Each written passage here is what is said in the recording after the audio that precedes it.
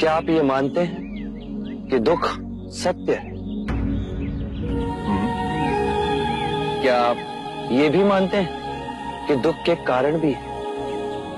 हाँ। यदि कारण है तो दुख तो रहेगा, और यदि कारण ही समाप्त हो जाए तो दुख भी लुप्त हो जाएगा। जैसे सूर्य के प्रकाश से अंधेरा। आप सुनी सुनाई बातें नहीं कहते, अपने गहन अनुभव के आधार पर कहते हैं। आप धर्म और सिद्धांत की नहीं, देखी हुई बातें कहते हैं। आपने कहा कि मुक्ति का मार्ग है अपने विवेक को जगाना और गूढ़ ध्यान में लिप्त हो जाना, जिससे मनुष्य स्वयं को और इस संसार को भली भांति समझ सकता है। परंतु एक प्रश्न है, ये जो सारी विधियां हैं, रीतियां हैं, पूजा पाठ हैं, क्या ये सब व्यर्थ है?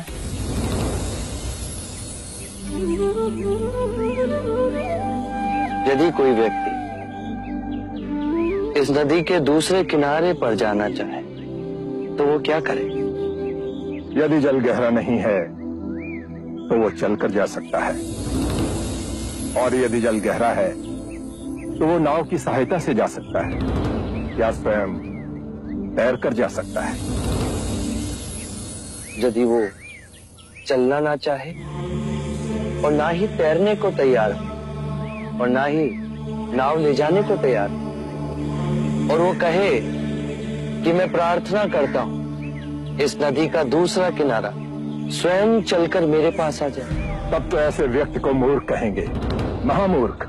इसी प्रकार यदि व्यक्ति अज्ञान और भ्रांति को अपने विवेक से मिटाएगा नहीं तो परम आनंद और मुक्ति के दूसरे छोर पे कैसे पहुंच पाएगा? चाहे वो पूजा करे या अनुष्ठान या व्रत करे या किसी नीति पर चले, वो इस किनारे ही रहेगा।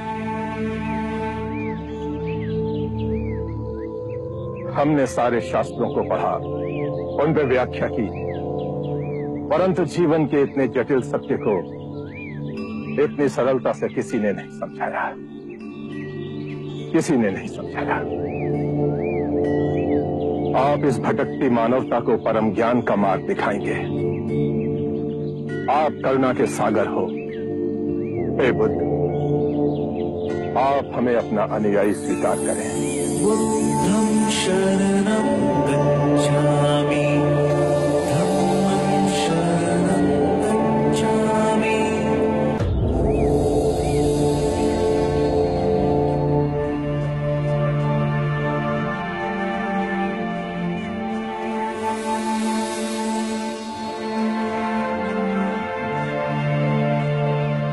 हे पराक्रमी, हे युग पुरुष, आज बुद्ध की शरण में हम आते हैं, आज धर्म की शरण में हम आते हैं, आज संघ की शरण में हम आते हैं।